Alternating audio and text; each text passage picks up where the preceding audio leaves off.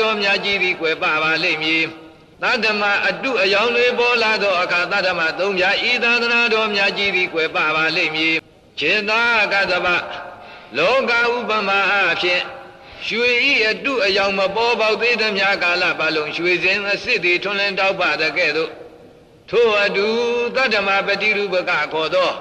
သူတော်ကောင်းတရားအတုအယောင်တွေမပေါ်သေးသမျှကာလပတ်လုံးပရိယာတိတတ္တမအစစ်အမှန်ပฏิပတ်တိတတ္တမအစစ်အမှန်ပฏิဝေဒတတ္တမအစစ်အမှန်တည်းဟုသောတတ္တမသုံးပြသာသနာသုံးရသည်ဤလောကဝယ်ထွန်းလင်းတောက်ပအထင်ရှားရှိနေပါလိမ့်မည်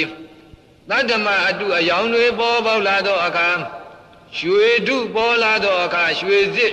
မြေအတွင်းသို့မြုပ်သည်ဖြင့်ပျောက်ပြီးတဲ့ကဲ့သို့ထိုအတူပင်လင်တတ္တမအတုအယောင်တွေပေါ်လာသောအခါတတ္တမအစစ်ဖြစ်သောတတ္တမသုံးပြသာသနာသည်ကွယ်ပပေလတံ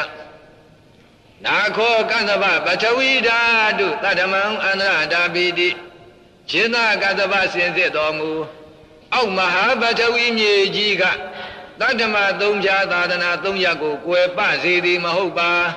ကဘာကိုဖြစ်သောရေကဘာကိုဖြစ်သောမိကဘာကိုဖြစ်သောလေကပင်တော်လိတတ္တမသုံးပြသာသနာသုံးရပ်ကိုကွယ်ပစေသည်မဟုတ်ပါခြေသာကတ္တဗစေအမှန်အားဖြင့်တန်ဤအတွန်းမှတန်ကြီးကပင်တန်ကိုဖြတ်ပြီးတဲ့ကဲ့သို့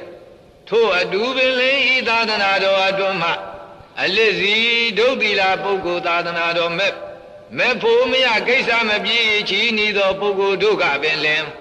ဤတတ္တမသုံးပြသာသနာသုံးရာကိုဖြစ်စီကြပေလိမ့်မည်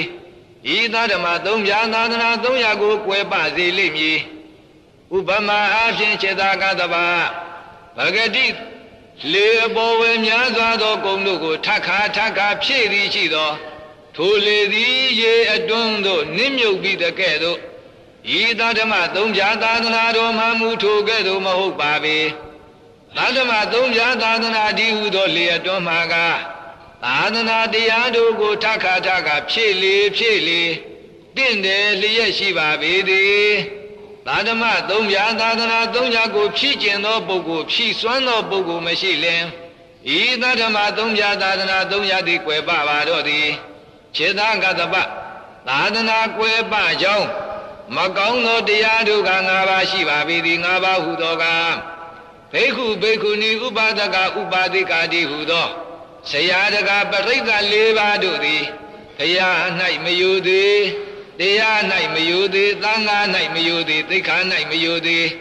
သမာဓိ၌မယုသေးဤသို့